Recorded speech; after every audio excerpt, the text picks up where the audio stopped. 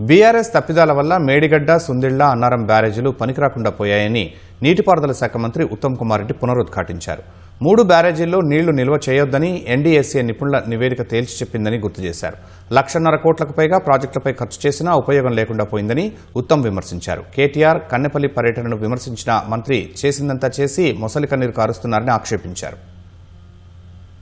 BRS నాయకులు Kannepalli pump house పర్యటన నేపథ్యంలో కాళేశ్వరం ప్రాజెక్టుపై నీటిపారుదల శాఖ మంత్రి Uttam Kumar Reddy power point presentation ఇచ్చారు. 10 ఏళ్లలో నాటి బీఆర్ఎస్ ప్రభుత్వ పెద్దలు సాగునీటి రంగాన్ని సర్వనాశనం చేశారని ఉత్తమ్ కుమార్ రెడ్డి ఆరోపించారు. ప్రజల హితం కోసం కాకుండా వ్యక్తిగత లాభానికి ప్రాజెక్టులు కట్టారని విమర్శించారు. 10 ఏళ్లలో ప్రాజెక్టుల పేరిట 1,50,000 కోట్లకు పైగా ఖర్చు చేసినా 1 ఎకరాకు అదనంగా సాగునీరు ఇవ్వలేదని ఆక్షేపించారు. 10 ఏళ్ల పాటు బీఆర్ఎస్ ప్రభుత్వం ఇరిగేషన్ శాఖని, ఇరిగేషన్ ప్రాజెక్టులని సర్వనాశనం చేసింది. వాళ్ళు ఏది ముడితే అది నాశనం అయిపోయింది. మనందరినీ తాకట్టు పెట్టి, మన పిల్లల్ని తాకట్టు పెట్టి, వాళ్ళ పిల్లల్ని తాకట్టు పెట్టి హై ఇంట్రెస్ట్ లోన్స్ తీసుకొచ్చి వాళ్ళ కక్కుర్తికో వ్యక్తిగత లాభాపేక్షకో ఇరిగేషన్ ప్రాజెక్టులు కట్టింది తప్పితే తెలంగాణ ప్రజల కోసం మేలు చేయడానికి మాత్రం ఇరిగేషన్ ప్రాజెక్టులు కట్టలేదు. 1.81 lakh crores 10 ఏళ్లలో బారో చేయడం గాని, ట్యాక్స్ పేయర్స్ పని గాని గత బీఆర్ఎస్ ప్రభుత్వం ఖర్చు పెట్టింది. దాని కింద వాళ్ళు చూపెట్టడానికి ఏముంది? కూలిపోయిన కాళేశ్వరం ప్రాజెక్టు, 1 ఎకరం ఇవ్వలేని పాలమూరు రంగారెడ్డి ప్రాజెక్టు, 1 ఎకరం ఇవ్వని సీతారామ ప్రాజెక్టు, పూర్తిగాని దేవాదుల ప్రాజెక్టు, పూర్తిగాని కల్వకుర్తి, నెట్టెంపాడు, భీమా, కోయిల్ సాగర్ అన్ని అసంపూర్తిగా వదిలేశారు. అంటే 1,81,000 కోట్లు ఖర్చు పెట్టి ఒక్క ప్రాజెక్ట్ కూడా పూర్తి చేయలేదు. ఆమె మాత్రం ఆయకట్టే రావడం జరిగింది. మేము వచ్చిన తర్వాత సిస్టమ్స్ ఇన్ ప్లేస్ పెట్టి ఒక ఇరిగేషన్ శాఖని కొంత లైన్ లో పెట్టడం జరిగింది. అంటే టీఆర్ఎస్ వాళ్ళ కదలికలు చూస్తుంటే ఉల్టా చోర్ కొట్వాల్ కొట్ట అంటే అనిపిస్తుంది. కాళేశ్వరం ప్రాజెక్టు డిజైన్ చేసింది వాళ్ళు, కట్టింది వాళ్ళు, కూలిపోయింది వాళ్ళ టైంలో, నాశనం పెట్టించి ఇప్పుడేమో మీ వల్లనే ఇప్పుడు ప్రాణహిత ఆ నీళ్లు ఉపయోగించలేకపోతున్నాము, మీరు చేసిన తప్పిదాల వల్ల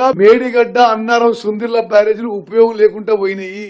బీఆర్ఎస్ తప్పిదాల వల్లే మేడిగడ్డ, సుందిళ్ల, అన్నారం పనికి రాకుండా పోయాయని మండిపడ్డారు. 3 బ్యారేజీల్లో నీళ్లు నిల్వ చేస్తే మేడిగడ్డ కొట్టుకుపోయి ఊర్లు భద్రాచలం మునుగుతాయని ఇంజనీర్లు చెప్పారని తెలిపారు. మేడిగడ్డ, అన్నారం, సుందిళ్ల బ్యారేజీల గేట్లు దింపే పరిస్థితి లేదన్న ఆయన గేట్లు దింపి నీరు నిల్వ చేయకుండా ఎత్తిపోయలేమని వివరించారు. తాము కట్టిన బ్యారేజీల్లో నీళ్లు నిల్వ చేయడం లేదని బీఆర్ఎస్ నాయకులు ప్రశ్నిస్తున్నారని, కానీ మేడిగడ్డ, అన్నారం, సుందిళ్ల బ్యారేజీల బేస్మెంట్లు పనికిరావంటూ ఇప్పటికే ఎన్డీఎస్ఏ నివేదిక ఇచ్చిందని గుర్తు చేశారు. వాళ్ళ రిపోర్ట్ లో ఏమన్నారు? ఈ విషయంలో మేడిగడ్డ, అన్నారం, సుందిళ్ల బ్యారేజీ విషయంలో lack of proper geo technical investigation, సరిగ్గా చేయలేదు ఇన్వెస్టిగేషన్, కన్స్ట్రక్షన్ డిఫెక్ట్స్ ఉన్నాయి, స్ట్రక్చరల్ డిస్ట్రెస్ ఉంది, ఆపరేషన్ అండ్ మెయింటెనెన్స్ ఫెయిలియర్స్, నీళ్లు పూర్తిగా నింపేసి రోజులు, వారాలు, నెలలు, సంవత్సరాలు అసలు నీళ్లు తీయలేదు. ఆ స్ట్రెస్ కింద కూడా కొంత డ్యామేజ్ అయిపోయింది. Design deficiencies, failure of modelling studies, ఈ వర్డ్స్ ఎగ్జాక్ట్ గా మేము ఎన్డీఎస్ఏ రిపోర్ట్ నుంచే తీసుకున్నాము.